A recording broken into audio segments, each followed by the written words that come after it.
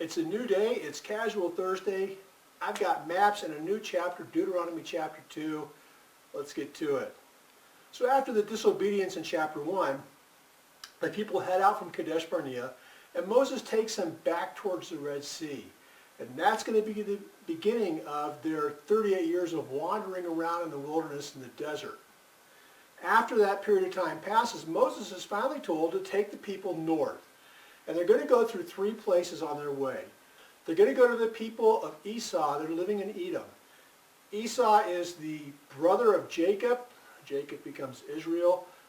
You can read about them in Genesis. They have all the typical brotherly issues. From there, they're going to go north up into the land of Moab. Now, Moab is a son of Lot through his oldest daughter. You can read about that whole sordid ordeal in Genesis 19. And from Moab, they're going to go north up into the land of Ammon. And Ammon is another one of Lot's sons through his youngest daughter. Each of these places was given to those people by God, and so they're not going to be given to the Israelites. Even though it's within the constraints of the Promised Land, those pieces of land are given to those people, and God is going to keep that with those people. Now, each time they go through one of these pieces of land, they are given 3 instructions. Don't contend with, don't mess with the people, don't get them mad at you, don't fight with them, just leave them alone. This is their land, I'm not going to give it to you.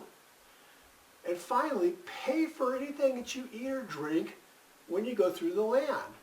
Now, starting in verse 24, we're going to see the beginnings of the Israelites beginning to take possession of the land that they're being given.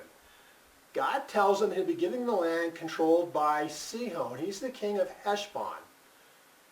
And Moses will send messengers to King Sihon saying, hey, can we have the same passage that these other lands have given us? We promise we'll stay on your roads. We won't be a problem for you. We won't bother you. And we promise to pay for our food and water. Well, Sihon rejects this offer, and he responds by bringing out all the people against him in battle. This is a huge mistake on his part. The Israelites are going to destroy every man, woman, and child in that country. They're not going to leave any survivors. And we're going to see, in a later chapter, we're going to see the Israelites actually move into those cities that these other people had built. All right, so this chapter is all about the faithfulness of God, and we see this exhibited in a number of different ways. One, we see God being faithful to his word with the Edomites, the Moabites, and the Ammonites. He promised that land to them, and he doesn't break that promise by giving it to the Israelites. He stays faithful. We see God being faithful to his word with the passing of the last of the Israelites that refused to go in to the promised land 38 years earlier. They're not allowed to go in until the last of those people die. We see God being faithful to the Israelites in his provision to them while they're wandering in the wilderness. He set it up so that they will actually be able to generate an economy of their own. They have money that they can buy and sell food with and water as they're passing through these lands. We see God being faithful to his word with the beginnings of a possession for the Israelites. They will finally get their first piece of land when they take the land of Heshbon.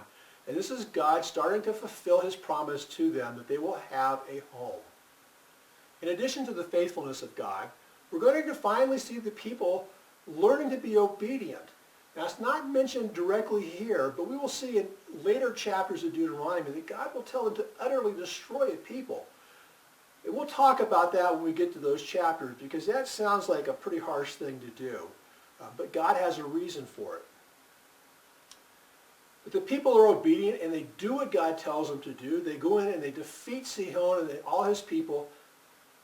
And in reward to their obedience, God is going to give them their first piece of land. Thanks for taking the time to watch. As always, I pray that you got something out of this and that God has spoken to you during these few minutes of time that we spent together. If you like what you saw, give us the old thumbs up. More importantly, I would encourage you to click the subscribe here box, subscribe to the channel, and tell someone who needs to hear it about the channel. This is out there for people to use. Thanks a lot.